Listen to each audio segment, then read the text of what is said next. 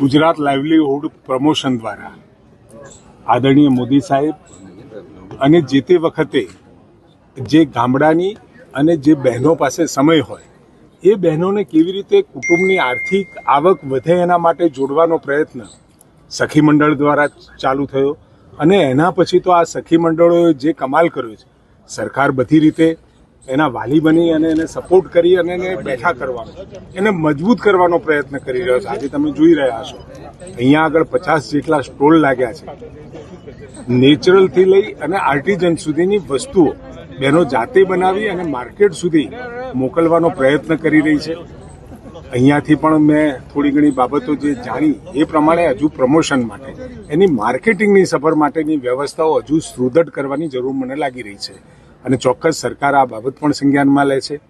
અહીંયા કલેક્ટર બેન અને ડીડીઓ શ્રી સાથે પણ ચર્ચા થતાં એમના વિચારો સાથે અને કંઈક નક્કર યોજનાના સ્વરૂપે માર્કેટિંગ